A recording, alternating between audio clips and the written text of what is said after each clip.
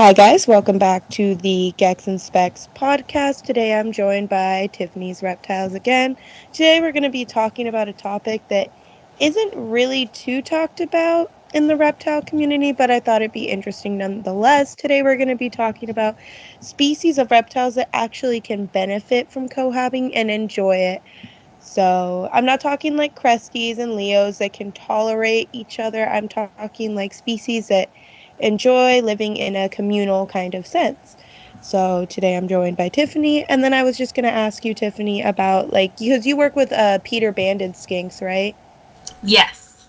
So is it like if you just want to go in a little bit of depth about like maybe how like the do they live in like communal communities in the wild, or like how did it come about like maybe that you discovered that they actually enjoy being like living or having like a girlfriend or like a little partner? I'm actually not sure if anyone has in depth launched a study on them in the wild, but through like hobbyist experiences and everything so far, a lot of people have discovered that they do really well in groups, and I guess they live communally in the wild. They're harvested from sweet potato farms in Africa. So I guess out there they're all living together and they're communal, and I guess they sleep and bask and whatnot together and are caught together. In like the hobbyist experience, I know as a reference, like Reptaholic on Instagram, she had her Peter's Banded skink by himself for like 2 years or something, I believe. My memory's not the best. Mm-hmm. And then she added another Peter's Banded skink to with him, and she said his behavior changed and he was more active and he just seemed more alert and like I guess what we would perceive as happier or more excited in a positive way. I don't know if reptiles necessarily feel what we would consider happiness, but like I guess the closest reptilian version of that. So I wonder like if them living communally is like similar to like if they travel in like packs almost like a family like meerkats would, like obviously not to the same extent of emotion, but I wonder if it's that same kind of like comfortability. You know what I mean? Like if it's yeah, just I like mean, I only have one Peter's Bennett skink right now because I could only find one at the Reptile Expo I went to, and mhm. I'm going to two more Reptile Expos this month. So I'm going to try to find a female because I'm pretty sure Professor Nelly, my Peter's Bennett skink, is a male. So I'll try to find a female for him, and I guess I'll really find out like the behavior change and everything after that. But I'm assuming it's more like how alligators can just like cohab and they all just like lay on top of each other and And chill. yeah. Yeah. So So that's like actually like really interesting because you don't hear like of many reptiles in the wild like choosing to be around each other. Like for the most part, they're kind of just like we mate and then we're like bye. Like you don't hear of them actually sticking together in like a community almost, like which makes me kind of wonder. Like I know like we don't have all the research yet with Peter Pan and skinks, but I wonder if the young actually would like stick around near the adults versus like the young, like once they're born or like hatched out, they just kind of dip and all go their separate ways. I'm wondering if when they hatch out they all just kind of decide to like community almost and like stick together as like homies. Like I don't yeah, know, I like that think I interesting. could be this could be a stretch, but I believe Galapagos iguanas do that. Like the young try to Oh. hang out near like the adults because otherwise I know there's like this super famous video of a baby and juvenile Galapagos iguana running away from like a bajillion snakes and like it's been like narrated over several times and everything, and it's like this really popular video on the internet. And I think I actually watched the original on Netflix, and he goes into the fact that they usually hang out like together and like with adults so that they don't get eaten like that. So this one just kind of wandered away from his group. Oh, So I didn't even know about that because, like, I didn't even know there were species of iguana that, like, actually could, like, live somewhat peacefully near one another because you wouldn't think that from an iguana because they're like at least like green, red, and blue ones like that we have in captivity are like super aggro just in general. So like I would never think of them as someone that or sorry, something that would want to live like in a community kind of setting. Like you would assume that like all iguanas are just like I want to be alone kind of deal. I didn't know about that. I've never seen that video either, by the way. Like you're gonna Yeah. have to send it to me because I've never seen that.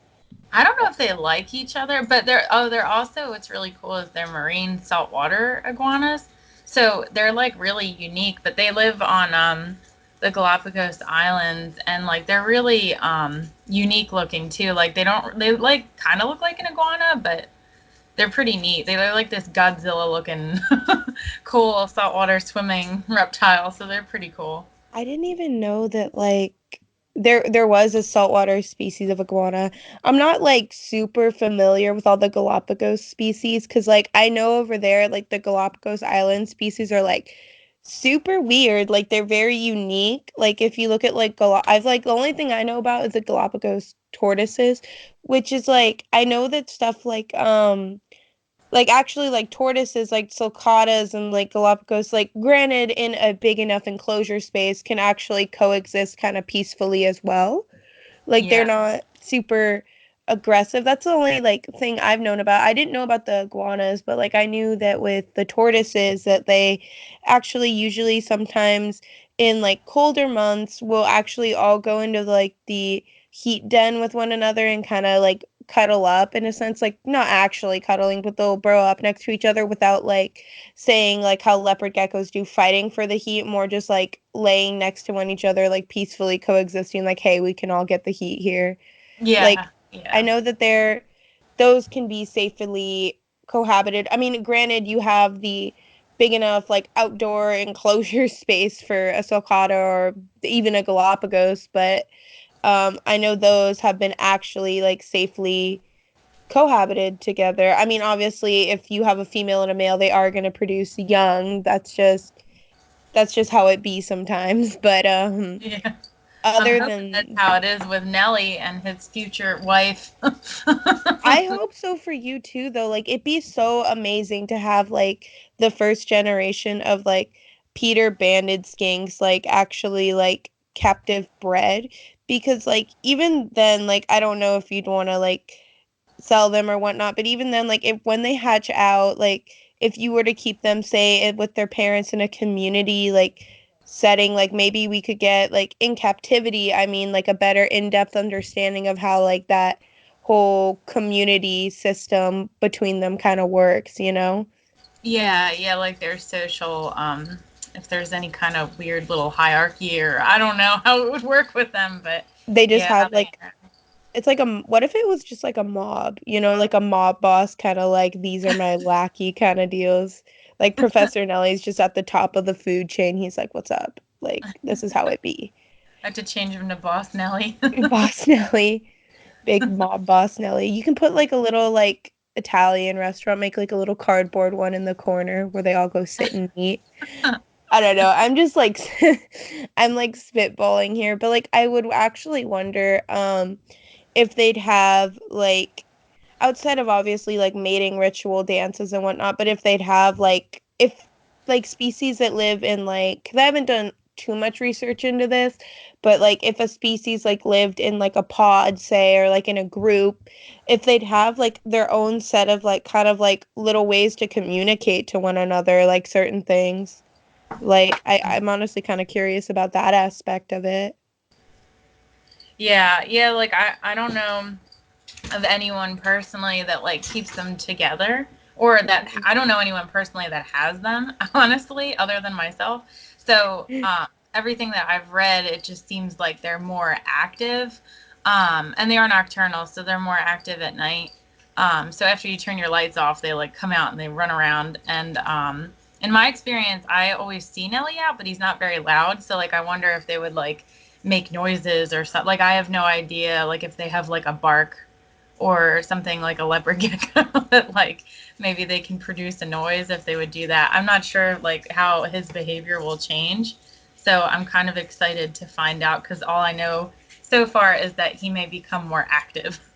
I So mean, that's always exciting though, like to have a pet like officially kind of become more active. Like I've definitely this isn't on the same topic, but like I know with cresteds, like at least in my experience, like my one male that I moved into a bioactive, like once I made him in that bioactive, he's become like super more energetic and active and like all night you'll just hear him pinging back and forth all around the enclosure. So I wonder like if you'd just be walking by and you'd hear like scritch scratch noises of him like them the two of them like digging together, like running around, vibing, yeah, if you will. I also Um need to upgrade his enclosure because right now, since he's by himself, I have him in a 20-gallon long, and mhm. that was mainly to be able to like handle like his enclosure and the temperature parameters and everything more efficiently than I would in like a 40-gallon. Yeah. And since they're kind of like they don't climb like at all, so I have to be make sure like the heat can hit as low as he'll be if I put that correctly. But Yeah. I get what you when a mean. 20-gallon it's really easy, but I'm gonna since he'll be living with somebody else soon, I'm gonna upgrade him to like a 40-gallon terrarium and quarantine the new one in the But 20-gallon for a couple months, and I'll have to get the parameters correct and everything first to make yeah. sure that he'll get enough heat. So I'll probably need like a 100 to 150 watt UVA bulb. So I think I need to buy a new lamp. But Literally, I don't know why, like I'm still picturing them as these like big hulking like these what do you call it? Like blue tongue skink level like sized reptiles and then like I don't know, I just can't picture that they're like probably as big about as a leopard gecko or that he's about as big as a leopard gecko. Like I just yeah, keep picturing him as like big boy. Like yeah, I think mine's kind of tiny too. So he probably is young and has a lot of growing to do. But from what I understand, they get like, I've read that they can get up to 10.5 inches. I don't know how accurate that is. I've been told they get about as big as a larger leopard gecko, and then they're just hulkier, like they're thicker. they So have that like more like what do you call it? Like oval shaped body? Is that like I'm trying to figure out like the shape. Like what kind of shape would it be? I don't know. I just call him my thick grilled carrot. Thick. Well, I think it's like honestly amazing that you're working with him and also the fact that like he's got like for being an animal that isn't like captive bred, he has like at least from what I've seen like such like chill vibe, like kind of temperament. Like he's not super like bitey or like aggressive like you would see like with savanna monitors that are imported or like other like species of monitor that have been imported. I mean, granted, those have like a natural disposition to be like kind of aggressive, but even like with blue tongue skinks that are imported, like they have a natural tendency to be grumpy. So to Yeah. see like that you like that he's just super like chill like is really kind of amazing. Like that's like I don't know, like Yeah. I just think that's so cool. He has never seemed stressed out from me handling him. But Hmm. I mean, I know he's not like ill or anything because he is alert and he like taste tests and does everything that like a normal lizard would do. Yeah. But and he'll start walking around on like my hand, my arm, like my shoulders and whatnot. And like if I usually put him like on my bed or on my couch to let him roam around, and he just kind of like walks all over me. Like he is not bothered by me in the least. So that's really nice because I normally wild caught you'd think like, oh, they're gonna scurry away and hide, but Yeah. not him. He's really great with handling. He doesn't like thrash to get away. He's kind of similar to my tegu in the sense that like you can't restrain him. Like if I were to cup him with my hands, like actually grab hold him, he Yeah. would struggle and I don't want him to injure himself. So I usually just pick him up out of his substrate, kind of brush him off a little bit, and he just hangs out there while I do that. And I put him on my hand and kind of have my other Hmm. hand making sure he doesn't like fly out of my arms. And Yeah. as long as I don't like restrain him or like grab him, he's totally happy and fine with me holding him.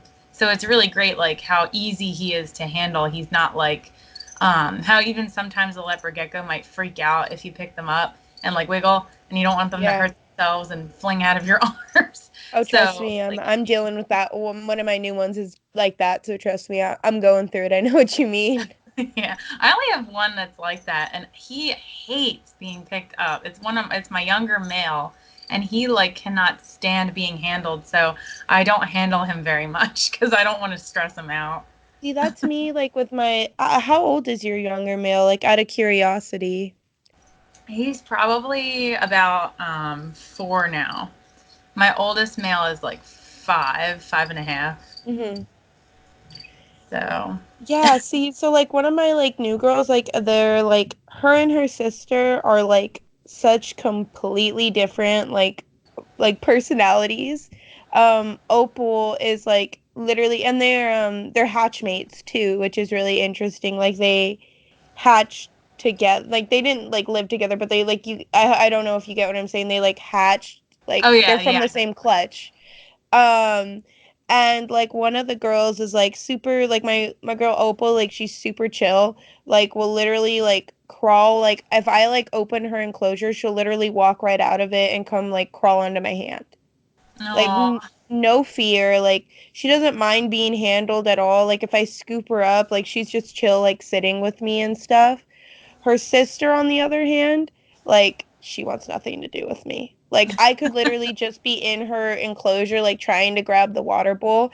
And if she sees my hand, like she runs over and starts like tail wagging and she'll bite me. Like she'll come bite me and then walk away. And I'm like, okay. oh, that's terrible. I know sometimes my like if it's feeding time and they know because they always know they're like little dogs. Um, Oh yeah. they Oh they yeah. might strike at me, but I don't think it's so much me as they're like you're a cricket right now because I'm in like red-eyed, red vision, hungry mode. So like Yeah. when it's feeding time, they'll do that, but I don't. It's not them trying to be aggressive. It's them like thinking my finger is a cricket, so I have to be really careful. Oh But yeah. but otherwise, all my leopard geckos are really sweet. They just are docile. It's just when it's feeding time, they turn into little raptors. Oh no, it's like my like I've been bit a few times by like Saturn on accident because like in order to bond like with my animals, I tend to not every day, but I try to like feed from my hand so that they maybe like they associate me with food is good, so that they yeah. like understand that like, I'm not gonna hurt you. But like definitely like Saturn is probably my one with the worst aim, and like he's bitten me so many times. And oh, that's true. it doesn't really hurt though. It's more just like a really hard pinch and you're like, "Oh, okay." Because like usually once they realize you're not cricket, they're like, "Okay, I'm over it." But yeah, my new girl is just like she's not vibing. Like I don't know like what it is. Like we're getting better. Like sometimes she'll let me like pet her head now, or like she'll eat food from tongs or from my hand. But like I think she's just like very nervous in general. So we're working towards something because I'd like love to get to a day like at least where I can put my hand in the enclosure to clean out her water and she doesn't think that I'm there to start World War III upon her in her little home. Like that would just be great because she's something, and like she'll squeak at me too, and I'm like, I'm just trying to change your water, man. Like I'm just here trying to exist. Like I'm trying to help you. yeah, and it's so weird because like she doesn't hide at all either in her enclosure. Like she literally is always out and about. Like she doesn't hide in her hot hides. She like will like sit next to it because like how I have the heat pad set up is like it's like a good portion of the enclosure is like the hot hide, like a good like a little like corner section is. And she'll sit out there instead of in her hide, and like she's just straight like sitting out there and having a good time. But like as soon as I put my hand in, I just hear squeak, and then I hear her like run up, tail wag, and then like bite me, and then she's done. Like she'll walk away, and I'm like, okay, like that if that's what you need to do, like do it. oh my You god. know.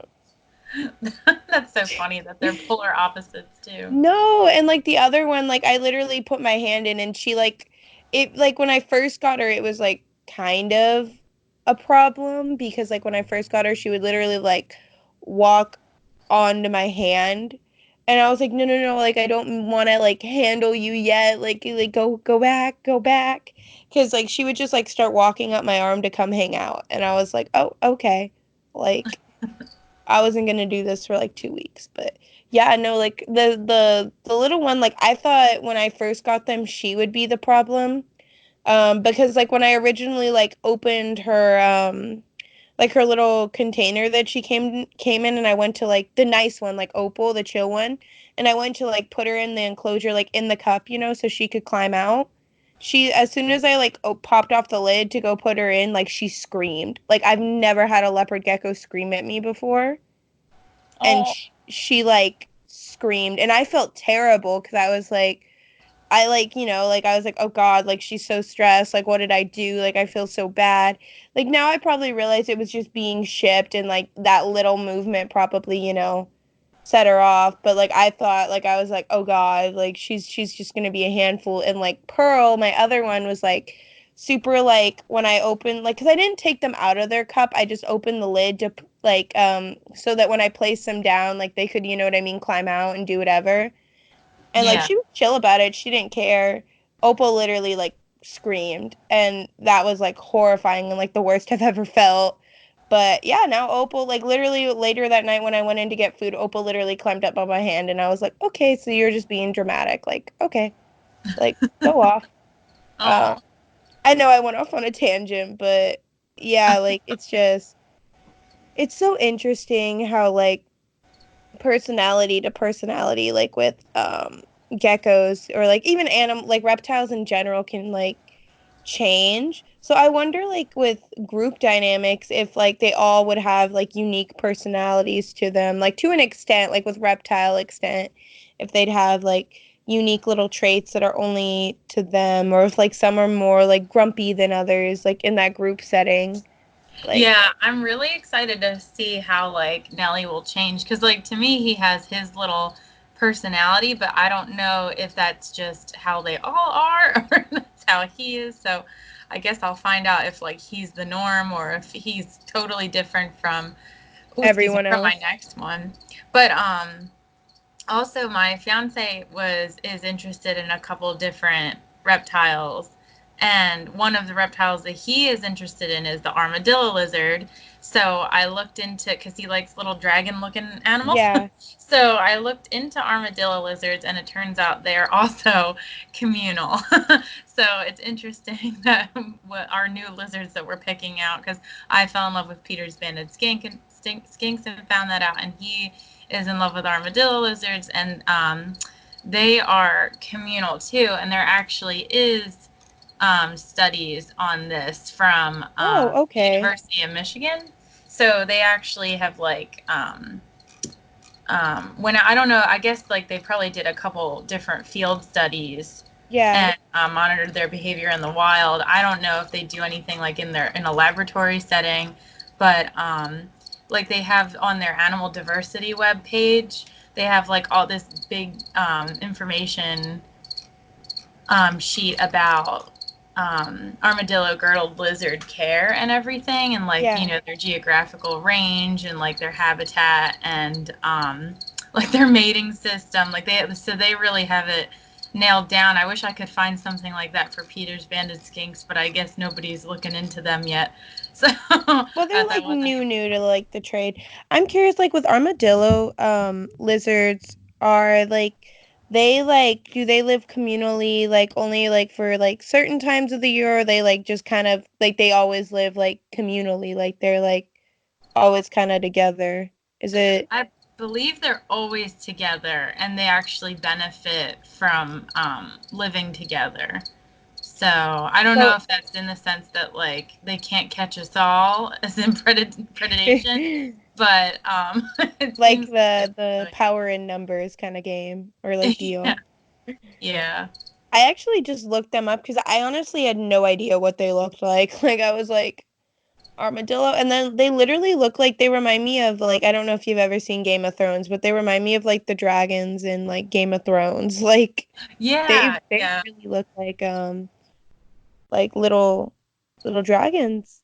yeah, yeah. They're really cool. I've never seen them in they remind me a little bit of like Euromastics, so just like a little bit, like I think scale pattern wise. I think Yeah, it's I can totally see that, and like their face is a bit too. Yeah, are they in the pet trade? Like, I don't think I've ever. Yeah, so they are. And you have to they do pretty well. I don't think they really like, I mean, they're not something that you'd want to handle a lot. Like you So don't want them to curl up in a ball because like they that's how well, they that's get their name. They stress. curl Like, up in a yeah, ball. that's their stress. I'm assuming there's like stress, like reaction to Yeah. protect. Yeah, that's like I think you're gonna eat me and I'm going into defense mode. So it's kind of sad. So like as Yeah. cool as it looks, you know, you'd never want to like actually push them to do that because that means they're, you know, upset and fighting for their life the best way they know Yeah. how to. So it's a little sad. But they actually have, my local reptile store sells them, and they're in. Oh, I think nice. there's three of them in there together right now, and they come out like you can see them when you go in the store. They come out and they walk around. And they drink out of their water bowl. They catch crickets. I'm always in there staring at them. So they're really cute. They don't get very big. They're very tiny, and Um, unless you get like a sun gazer, but that's like almost impossible because they are so sought after. So wait, sun gazer what's is like the the difference larger. between, sorry, I didn't mean to interrupt you. What's Oh, the sorry. difference between a sun gazer and like a normal armadillo lizard? Like I didn't know there was like, is it like a morph type or is it like, No, I believe it is a like a different, like a subspecies, I oh, guess you could okay. call it. I don't think that because they're much larger, and they legitimately look like a dragon without wings. Like they're really cool. So they're very much sought after. I've never seen one in person. I probably never will unless I get really rich and go to some crazy special expo. But they're really difficult to acquire and they're incredibly expensive, but they are the coolest looking reptile. So, I have armadillo lizards. Sorry, like I just don't know a bunch about them. Have they been captive bred yet, or are they still coming in as imports? so I believe you can get them captive bred, but I don't know if the ones at my store are captive bred. They're Yeah. always busy, so I never get to ask. But I know they like live in social groups and they live like with their young. Mm-hmm. So like that's Oh, pretty cool. But yeah, I that's don't know really rare. if, yeah, yeah, but I don't know if that makes them like easier to breed in captivity. So I'm not sure if there's like if there's a huge amount of people still catching them from the wild, or if they're mostly captive bred at this point. Because like with like bearded dragons and leopard geckos, like there's no reason to catch them in the wild because so many people breed them. But I Yeah. don't know if that's the case with armadillo lizards. I'm not sure if like some people breed them, some people get them from the wild, or you know how that works. Yeah, I know, and it's kind of like it's the same thing with like BTSs or blue tongue skinks. Like it's like they are captive bred, but they're usually they can be, but they're usually more expensive, so people do import them more often than not.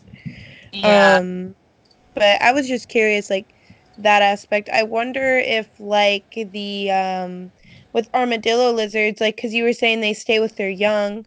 I wonder like if like say they were like obviously we probably couldn't replicate this in like a hobbyist setting, but like maybe in a like university study setting, if they were to live in like let's say a group or a pod, I don't know how they refer to it as of eight or like six or something, like a decent amount.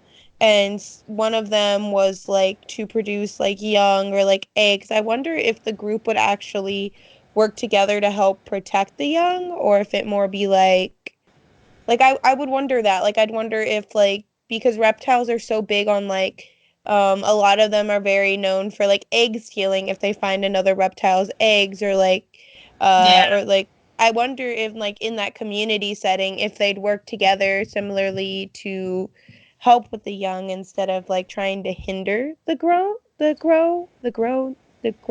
I can't pronounce words right now, but you get what I'm saying. Like Yeah, I think as far as just living together in general, they do really well. Like they have little yeah, social groups. But when it comes to like predators, I'm sure it's probably like with a gazelle where it's like every gazelle for everyone themselves, for every gazelle for themselves. themselves. So, but I mean, it is interesting because you don't really, I guess it depends on the hormones they produce too. And I'm sure we haven't really studied that yet. But Yeah, I know with, there's a man at Stockton University in New Jersey that's studying rattlesnakes and like their social interactions between like a mother and babies. yeah. And the mom actually produces oxytocin, I believe. The Oxytocin? Yeah, the love hormone. That one. They actually produce that while their babies are still young. So like a female rattlesnake with babies will actually protect her young for until she stops producing the oxytocin, and then they go their separate ways. But for a little while she does somewhat raise them. So that's like incredibly interesting because I wouldn't ever think of a snake as like a mom Having maternal loving. instinct kind of Yeah. deal. So that's pretty cool. I know Oh, like alligators and crocodiles do that oh too, yeah, but they have the. Sorry, I'm interrupting you. oh, that's fine. Like crocodiles and alligators, like you were saying, like I know they have the whole like they carry their young in their mouth and they teach them like how to survive kind of deal.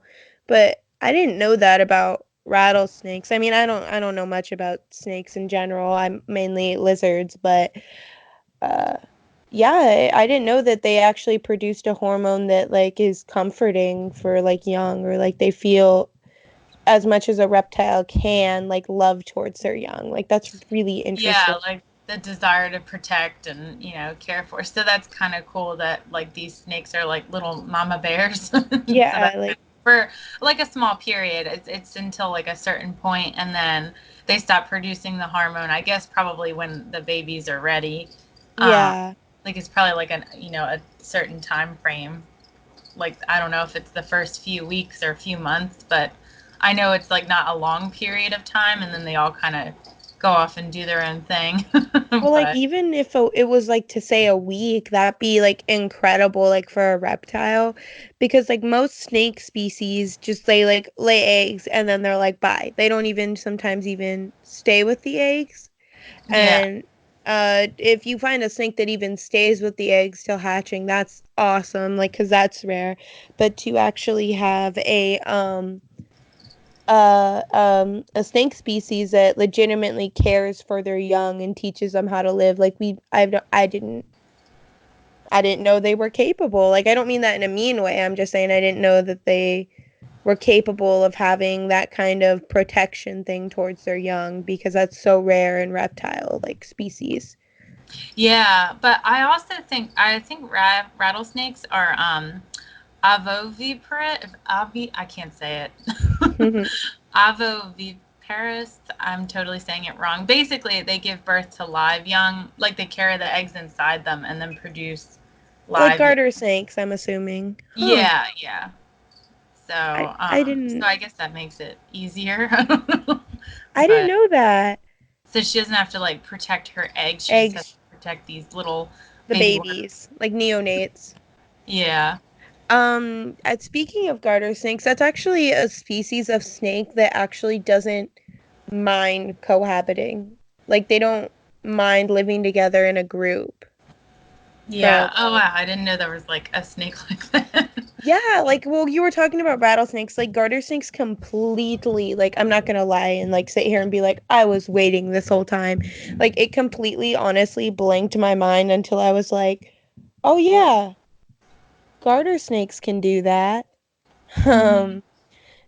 Um they're also live bearers, garter snakes, so they'll like and they don't like they like live bear and they I mean they don't have like maternal instinct or anything like rattlesnakes do, but they actually can peacefully coexist with one another in a colony of like females or like females and males. Like I don't think a colony of just males could peacefully coexist. Don't quote me on that, but Yeah. um yeah, like they legitimately I've seen them cohabited before and I hear like I don't think it's like what you would say like with Peter Pan and skinks where it's like completely beneficial, but like they feel like kind of like they work together and they don't mind each other if that makes any sense. Like they don't like hate each other's existence.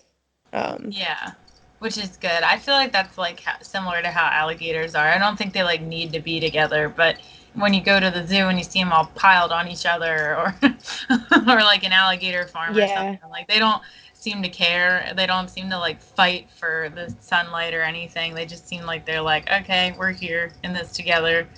So it's probably like similar to that, I would I think it imagine. is. Like they're just kind of like, "Oh, okay. Right on." Um, Yeah. So morning, are there any yeah.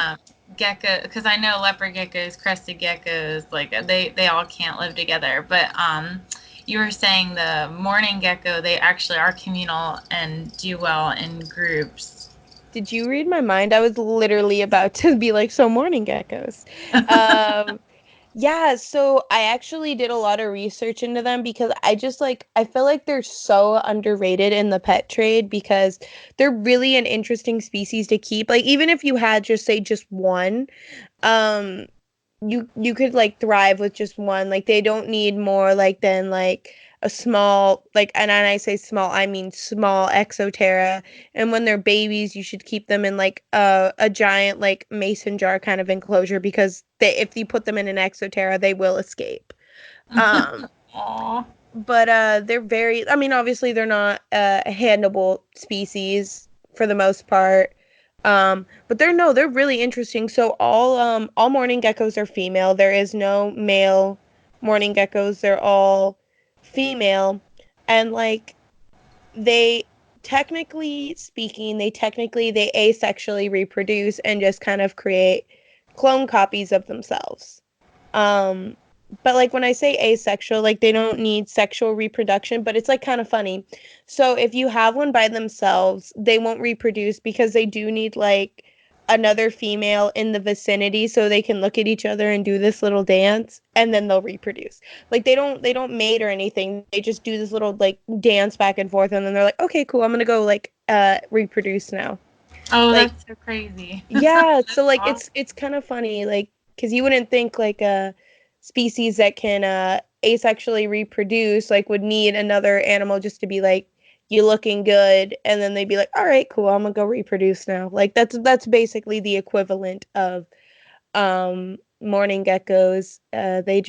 They can reproduce like just asexually, and like with morning geckos, they can live in a colony. So let's say you start off with two, within a year, you're probably going to have at least 15 to 30, which is Wow. definitely like you could definitely have like that's why you'll see them usually with like cresty breeders or like lychee breeders or like other gecko breeders that do tropicals because morning geckos just kind of you put two together and you'll literally have like a colony of them within a few months, you know? Oh, that's amazing. I wonder if like there's a way to stop them so you don't get like too many though. The only way that I have heard of is that, like, from what I hear, because if you put two together and they do that dance, like, they're going to continuously reproduce, because they all like wiggle together and then, they create a colony. But, by themselves, I've the only way I've heard of to have them not reproduce anymore is that they have to be by themselves. Like, Oh no wow. way, like, because even if you had, let's say, like two morning geckos in like separate enclosures and they saw each other, if they can manage to look at each other and dance for each other, like, and they can see each other do it, they'll reproduce. Like, Oh, that's crazy. it's That is not so like it's cool. so weird because like it doesn't make sense. Like like for something to asexually reproduce, but like they don't mate. Like there's no like anything like that. It's not sexual mating. It's like asexual, like basically cloning, but they need another one in order to asexually clone or else they just won't do it. They're like, I That's can't. Like so I'm weird. out. I wonder if there's like more to that or something. That's so strange. Because I Um guess like if you're just cloning, then I wonder how they do so well. Because or I guess like it would be their like epigenome is how they would like evolve. Because I'm trying to think how they would like evolve through time, yeah, I don't like I adapt. think there haven't been like I was researching sort of like it like last night because I was curious if they have like any studies done on them because it's very rare to find a colony of any animal that's just like that's not like an invertebrate or something like a sea anemone that is like completely female. Like I'm not talking like hermaphrodite kind of like it can change their gender, but they're just strictly female. Like I don't think I've ever really heard of a colony of animal living together that's just strictly female that can reproduce. Like And I've have heard to of, dance to reproduce. yeah, they literally just dance. Like I'll send you a video later, or like when I upload this part of the podcast to YouTube, I will try and like insert a video of them dancing. Cause like I honestly don't know what the dance looks like. I kind of want to know, but like I think they just like look at each other and do the weird lizard push-up thing that lizards like to do, Yeah. and that's it. But like when I picture dance, I'm thinking of them wiggling at each other.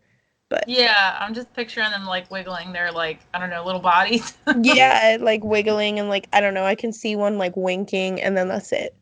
Like I was talking with my partner about it and I was literally telling him I was like it's like honestly like the how I would explain morning gecko reproduction to someone is they walk up to each other and they're like, "Hey, you looking good. I'm proud of you." And then they like shake their butt and walk away. Like that's a legitimate. Like you go, girl. You'll make great kids. Yeah, like I'm proud of you. You gonna make cute babies and then they're just like, "Bye." But like yeah, they live communally. Like they don't I don't know if they necessarily like have like maternal instinct or like Bennett. I think it's just I think with them it's like why they can asexually reproduce because they can do it at a quick rate as well. It's the strength in numbers thing. Like I don't think it's anything like a sisterhood. Like a lot of people refer to it in the hobby as like the sisterhood, but I don't think it's like that. I think it's more just like priority in numbers, if that makes any sense. Like, oh, like Yeah. strength in numbers. Like, I'm not going to get eaten if I'm just here vibing with all my other offspring. But honestly, with morning geckos, it's also like I feel like colonies, while they're easy to breed, it's very easy to lose the babies. Like, so like what would terrify me is because like when I get my first morning gecko, I just want one. Like I don't want to deal with like my colony exploding because like Yeah. my fear is that like morning geckos sometimes can be used as feeders, like feeder lizards, and like I would not want that. Oh, yeah, Because that's like sad. yeah, like well it's But like at the same time, it sounds like they would be literally perfect for feeder raising. lizards. Well, because they reproduce so much. It's like, well, I know like them and anoles are mainly used for feeder lizards. I don't know if anoles can like. I don't think anoles asexually reproduce. Don't quote me on No, that. they have the males get this little like red um I don't know, goiter. I don't know what you would call it. Goiter, Little like a chicken. Like our chickens have that oh god, I don't remember what it's like a called. rooster, like neck piece kind of thing, right? Yeah, like Yeah. that thing into their I know the name of it, I just can't think of it. But I don't know what an anoles would be called, but I know the like a green anole, like they get this like reddish, pinkish bump thing under their chin, and it's like a display of like I'm the best male, like let me mate with you ladies kind of thing. So Yeah. there definitely are males and females, and the females are generally smaller and like not as brightly colored as with most species. The females don't, the males have to impress the females. So Yeah, like cuz for a while I definitely like cuz I do work with breeding eventually like cresties, leos and I want to work with cave geckos, but I definitely thought like morning geckos would be something fun to work with because they live communally and I thought that would be interesting to like pitch to someone to have like your own little community of lizards where it's actually safe, you know? yeah, But the thing that's like stopping me from doing that isn't just because the babies can escape easily, which gives me anxiety, but mainly just because a lot of people use them as feeder lizards, which like I understand like certain lizards need to eat other lizards like for protein.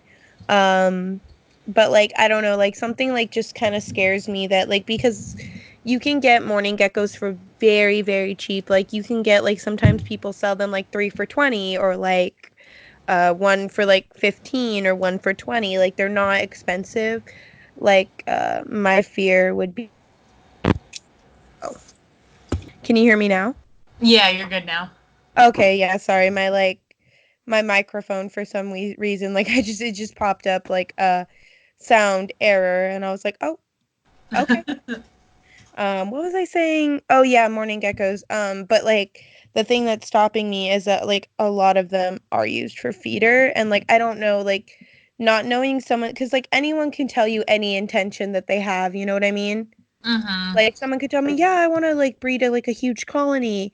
And then like I mean obviously you could maybe stop that by only selling like three at a time, but like that doesn't necessarily stop like in the long run. Like Yeah, they because could just you say, also never know. They might be like, look, here's a picture of my enclosure, but it might be something they found on Google and like, I don't know.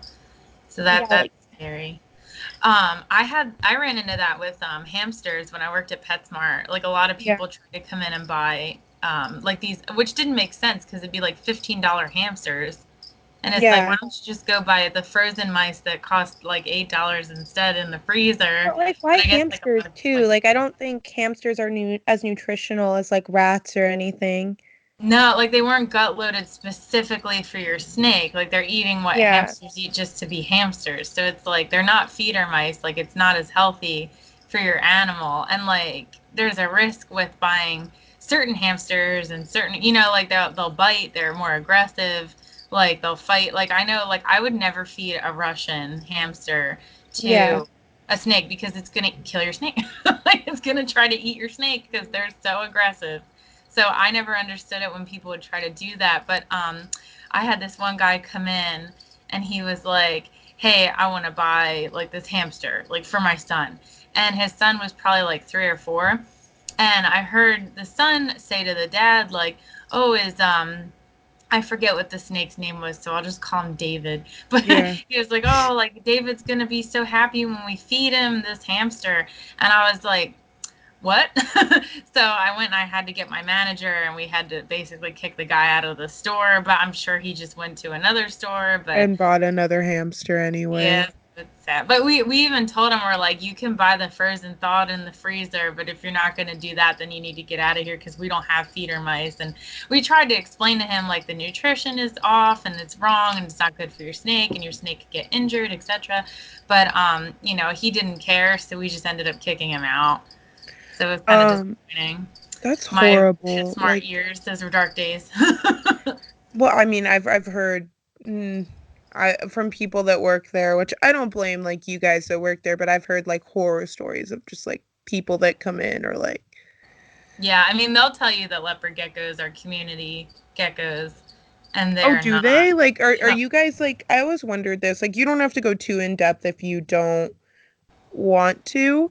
But like, are they like, do they advertise that mainly to get more like sales? Like, do they tell you to say like, oh yeah, they're communal even though they're not? Like, I've always wondered that Um, aspect of it. Well, I don't know what normal PetSmarts do because honestly, I had a really great manager, Yeah, and she was definitely in it like for the animals. So it was a lot of heartbreak for her to work in that department. So I think yeah, she's actually switched departments since. Like she got a promotion and took it because she just couldn't deal with like that section of yeah, the store anymore because corporate is not very good at caring about anything other than numbers.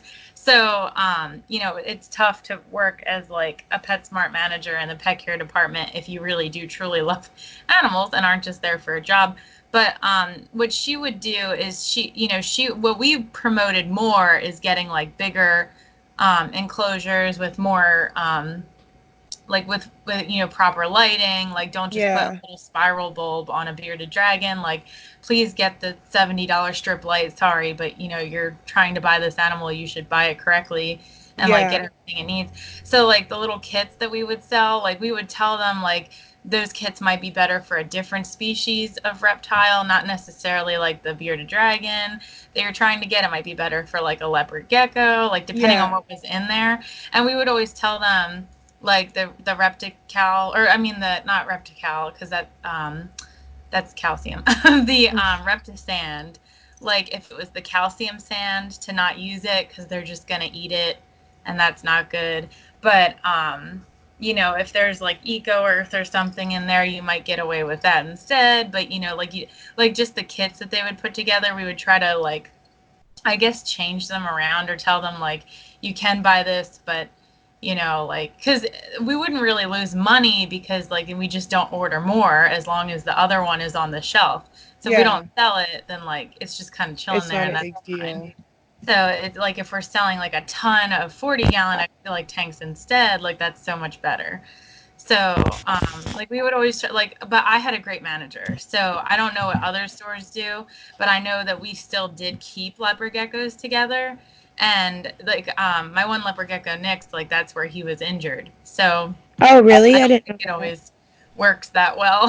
So I don't know if it was like something in the enclosure that one of my coworkers put down on his tail, or if it was another baby that bit his tail off, but like he, had like a tail injury. So I just don't think it's really great that they keep a whole bunch of leopard geckos together. But It's not like you guys have a choice in that kind of yeah, deal. Like, because it's like they're small little tanks too. Like oh yeah, they're they're not not like like 20 huge. gallons or anything. Even Yeah, so though, like they don't have their own space and they have to like pile on each other. Like if they want to all hide, they have to hide like all together squished and like do they so do heat mats there for heating, or is it like over central heat? Like, I've always wondered that as well. they have bulbs. So there's like UVA bulb and UVB bulbs up in the like built into the I guess like rack. I don't know what you'd Mm-hmm. call it, shelf. So they like that everybody gets a UVA and a UVB and the size depends on the species that they're keeping in there. Yeah. So that's pretty like okay. I mean like there's no gradient because again these are really small tanks. So like in general it's probably either too hot or too cold for them to live in long term. Yeah. But if they're only in the store for like a couple days or a couple weeks, it's probably all right. But again, like PetSmart and Petco should do better. But it is what it is, I guess. It is like them, like, yeah, like what scares me is like in theirs, and like I was asking, I was like, oh, is this like enclosure size? Like, cause like sometimes I go in just like not to be a jerk or like to like be like, oh, you actually should do this, but like I'm honestly just curious of like what employees are taught, you know?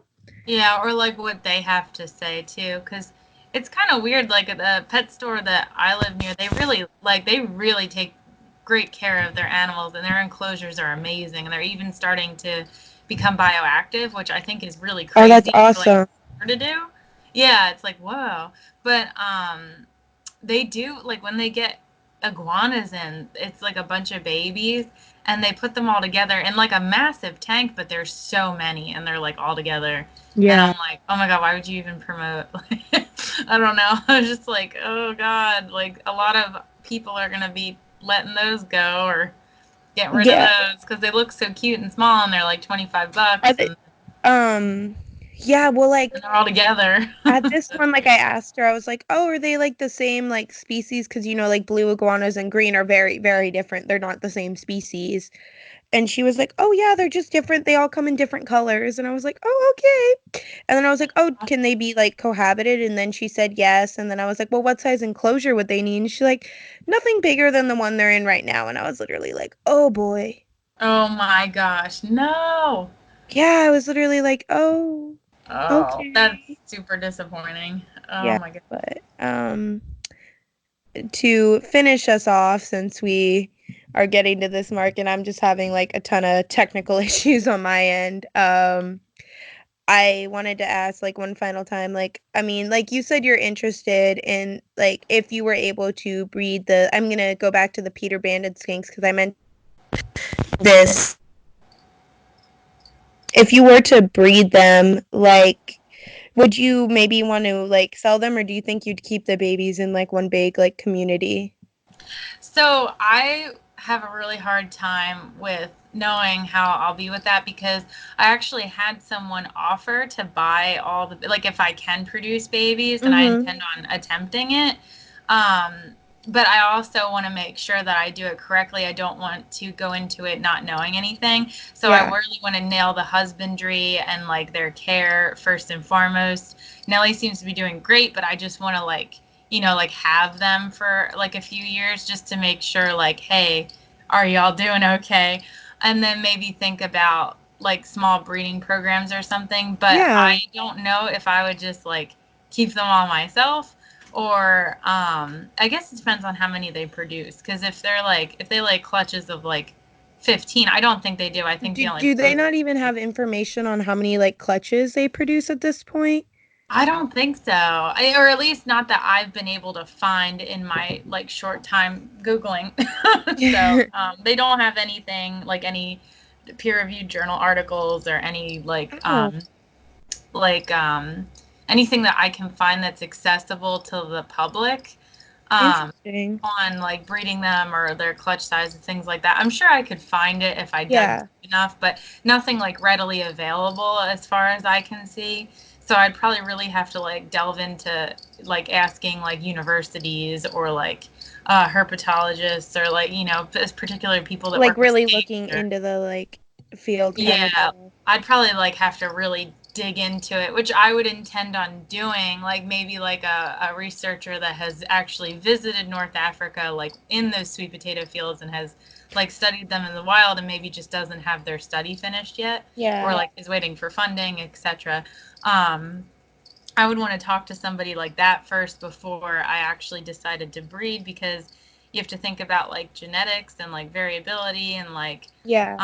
if I'm going to actually sell them, like would I really do that all the time or would it be a one shot deal? Because I tend to get really attached to I all of my feel that. animals incredibly quickly.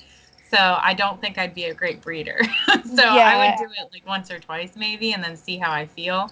But and I'd then probably end up keeping them all, to be totally honest. I wonder, like, I So was gonna actually bring up a theory because they're in the sweet potato farms. I wonder, like, if say you get another one and they also have a chill vibe towards humans. I wonder if that's because they see them a lot or interact a lot in the sweet potato farms. Like, that's my yeah, curiosity. like maybe they're just like, okay, that this is normal. Like that, like maybe they're just like, they're these big animals, they just are cool. Like, I don't I know. wonder, are they like accepted in the sweet? I'm assuming they would be accepted in the sweet potato farms because they would eat the insects that Yeah, I don't know because they burrow, so I'm not sure if like their burrowing disturbs anything, but I wouldn't think that they do because they're not very big. It's not like yeah. rabbits digging up your garden. So I would assume that they're like okay because they're Yeah. just part of the environment anyway. I don't know if they eat sweet potatoes though. I was gonna actually try and offer Nelly A um, sweet potato sweet just to see. potatoes to see if he like Yeah. oh, pardon me, would like them because I don't know if they Yeah. eat them since they're from there. But I know like most skink species will eat like vegetables and fruit. Like I know blue tongue skinks like eat have like an enormous Oh yeah, variation blue in their tongues can diet. eat So because I actually wanted to keep one for a while. They actually can eat they eat you can like some people only feed them dog food, which I don't I mean, if that's what you want to do, I guess they get all their nutrients, but like I would want to do like you can feed them a variety of like meats, egg, um insects, veggies, fruits, like they're like little garbage cans almost. yeah, that sounds like they're like I guess they're similar to like my tegu's diet, only less meat and more vegetables. Because I Yeah. know with my tegu, they're like she'll eat like fish and shrimp and like all kinds of crazy stuff too, and tuna, like all kinds of crazy stuff. So a salmon, Oh, tuna? she I didn't know loves that. salmon. So, and also tegus, I forget about this, but tegus are considered communal too. Oh, But are they? they don't benefit from being together. They just kind of are okay with tolerating each other. But I know, like, if you keep them in captivity, it is always better. Like, if you're keeping them together, it's good to have a backup plan in case they do decide that they don't get along anymore. I think puberty can be kind of like tegu puberty can be kind of like a thing. So you have to be really careful with that. But I know like a lot of adult tegus are like totally fine with cohabbing. But I don't know how frowned upon or smiled upon that is. I know like breeders obviously keep their tegus together Well, often. yeah. They like have to. So I don't know if it's like it's better if you're um, like more experienced in tegu keeping. But I know a lot of people that keep tegus like they keep them together and there's no problems with it. Like they're so intelligent that like if they were gonna fight or if they were gonna eat each other, like they recognize each other's body parts instead of like like mistaking them for food. Like leopard Um, geckos do kind of deal. yeah, like they see very well. So like and like during the day, the because they're I don't think they're diurnal per se. Like I think Um, Would you say they're more like I'm not sure. what's They the might be word? diurnal. I actually am not sure. I mean, mine just kind of gets up whenever the hell she feels like it, so I don't know what they are. Are But they crepuscular? I'm gonna actually, do you mind? I'm gonna look up what they technically are. yeah, I don't know what like they technically are. Mine seems to. I mean, mine's still young, but she seems to just kind of get up whenever she wants to. I I mean, feel sometimes that. I hear her stomping around at night, and then sometimes I hear her stomping around early in the morning or like late in the afternoon. It's all different. She just kind of gets up when she feels like it. See, like I've dealt with something similar, like with my cresteds actually. Where like they're nocturnal species, right? But my cresteds are just like vibing with some of them. Like they choose to be out during the day. Like I let in natural sunlight for my like vivariums and stuff. Like because I have like huge windows in my room, so I just let in natural sunlight. But some of them like they want to be up during the day. Like they're cool. They like are more active during the day than night. And like I think it's okay like in captivity. Oh, by the way, they're diurnal. But I think it's okay in Oh, captivity so if they are okay. yeah, if animals like choose to change up um their sleep pattern or when they want to sleep. Like I think that's totally fine because I think in the wild like people forget that like they have that sleep pattern for survival. And I feel like well like cresteds aren't the smartest reptile out there. They realize when they're not in danger kind of Yeah, go like they're anymore. like, oh, nothing's hunting me in here. Yeah, they're like Yeah, I'm I guess fine. that's like how like your cat can be up all day with you, but then at night they're darting around your house or whatever, like they're a cheetah. Yeah. Or at least mine do that. Oh, So, mine, like, she's literally like, she goes through, well, she's a kitten, but she has like, she'll be up for a few hours during the day and then knock out for a few hours. And then at night, like, she's awake for a few hours and then she sleeps through most of the night. But like, oh, mainly that's she's up during the day. But like, she wakes up like every day at 5, goes to sleep around like 1, wakes up again at 3, and then stays awake till about 11, 12. oh, yeah, mine So will sleep with me, but they not before they like throw their bodies across the apartment, chasing each other and battling and what doing whatever, I, breaking things. oh So God, like, no, I get that they're crazy. my cat actually, like my mom has this like nativity scene like from like the 60s that like her mom had, and my cat decided that it was her nativity scene now. So like we would constantly have to like my cat would take like the baby Jesus by the head and run with it in her mouth. Like, or like she'd come over and like she'd just knock one of the glass statues over. And Oh we were no! like Oh my gosh! and like she broke like pretty much all of them are missing something or like one of them there was a cow and she bit off its ear and we were like okay Oh my gosh! go off I guess but She's like, these are weird toys. yeah no but like we had to end up eventually putting it away because we didn't want her to accidentally like because she would take the baby Jesus in its glass and like carry it around in her mouth and we just didn't want her to like bite down and break Yeah. it. So we ended up having to just like put it away because like, but there's like pictures of her. Like I'll have to send them to you, literally laying in the middle of the nativity scene. Like, Oh gosh, that's something yeah, my cats would all do. I'm sure.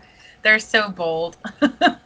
But she literally is like, if she wants something, my cat will get it. Like she will literally like when she wants attention, like she'll scream like she's like hurt, like she cries like bloody murder, and you walk out and then like you look at her and you're like, what's wrong? And then she just runs away from you. Like it's like her little game. She'll like meow really loud like she's hurt, and then you walk out and then she's like she runs away because she thinks I don't know. I think she thinks it's fun. I don't know. that's so cute. It's really cute. Like I'll have to show you her sometime. Like she's my little crackhead. Yeah, definitely. Yeah, mine are all on my story a lot because although like I don't let them really interact with my reptiles. I mean, I will with my tegu because eventually, like, they are going to all have like they'll all have to get along because my tegu is going to get so big and when she Yeah. roams. So and my larger bearded dragon, if he's in the window and a cat comes up, like I just supervise and everything. But with my one male cat, the third I have four cats, so my one male Hmm. cat, like I have to watch him like a hawk because although I don't trust any of them, I definitely don't trust him. So like if I have my leopard geckos out or my skink, like the door is shut and he is locked out and he has a toy or something to keep him distracted because I definitely don't want anything to happen. But Like they're just I forget where I was going with this. Edit this out. But yeah, where was I going with this? I forget. I don't know. I I love totally I lost love how our podcast episode we're like, yeah, we're just gonna talk about cohab lizards and then we're like, so are cats, guys. it. Cats can cohab. I honestly might leave this in or like post it as like bonus content because this is some golden opportunity here. Cats can cohab and interesting things will always happen. Yeah. So, But I was gonna say, like, yeah, my cat, like, we don't let her. And like one of my boyfriend's cats, like we don't they obviously like he has a bearded dragon, they don't let them interact, but like she never has tried to like attack him or anything. Like she'll sit and watch him, but she doesn't like try to scratch at the cage or even go on top of it. She just watches him. yeah, none of mine really care. The only one that cares is my young male, and he Yeah. doesn't like do anything. He just wants to be in the window too.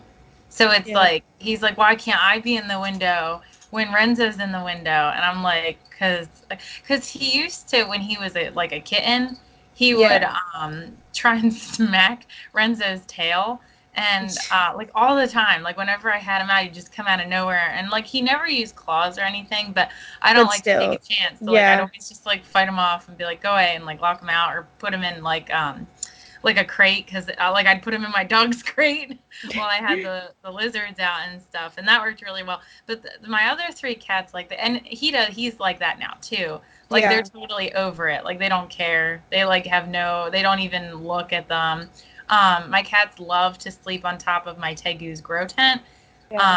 and they love to sleep on top of like the different terraria I have. Like they used to sleep on top of Renzo's grow tent, my adult male bearded dragon, Mm-hmm. and now they don't really have space to do that because it's so snug on my reptile rack. So they sleep on top of Raylan's tank because there's a space in between the shelving and the top of her tank for her light, Yeah.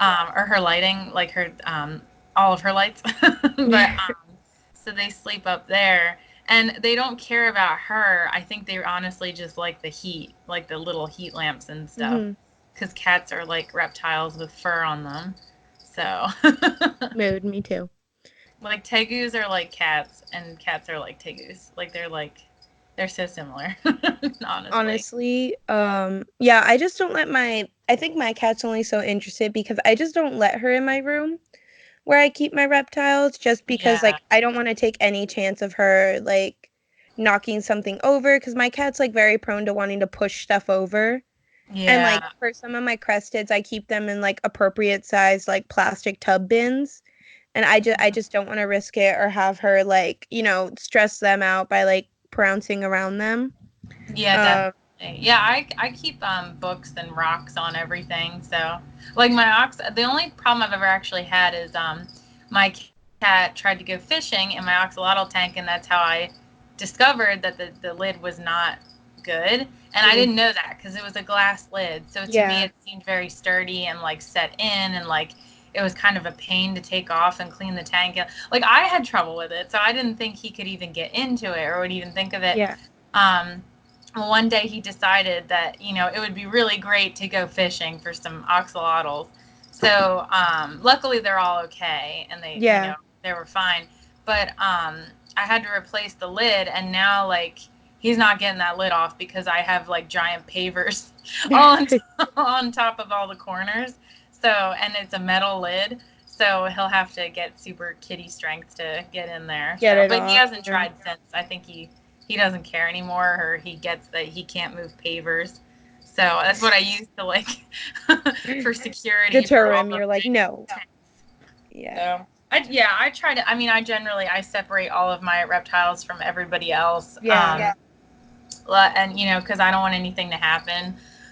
The only reptile that I will let even kind of interact with my cats, and it's really only just one that I let in the room when I have her out, is my tegu, because eventually they're gonna have to get along, or like my tegu will eat my cats or vice versa. So they'll have Yeah. to get along eventually. Like I know what is it, Spikes and Scales, her cat and her tegu hang out all the time, but she explains it like it's because like they're gonna have to get along if They're gonna she's gonna peacefully allow coexist.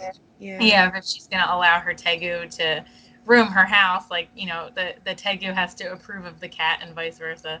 So it's Yeah. just like tegu puberty that you have to keep them away from each other because the tegu could seriously, like a bite from a tegu could really hurt a cat. So Yeah. and a bite from a cat could cause a really bad infection and maybe even death for a tegu. So you have to like really know what you're doing and know your cats and know your tegus and make sure everything You have goes to just well. know the personalities. Yeah. Yeah, yeah, and like I mean, not everyone's going to be an animal behaviorist, but you really do know You your can read animal. like basics. Yeah. Yeah, so it's like, but as far as my leopard geckos, my skinks, my bearded dragons, like they They do don't not hang out with the interact. cats. Well, I wanted to say thank you again for coming on and taking time out of your day today to do this with me. I really appreciated the 12 long minute talk we went on about cats, like that prime content here. They're But really like just fur-covered reptiles. They fit in the conversation. honestly, I need to edit my logo to say Gex and Specs, and then like in the corner with cats and other reptiles, just other reptiles, other like mammals discussed. Just put a little disclaimer like be ready for like an off-topic conversations because That's what yes. happens. All right, but yeah, thank you again so much, and like I hope you have a good rest of your day. You too. Thanks for having me on again. Yeah, no, bye-bye.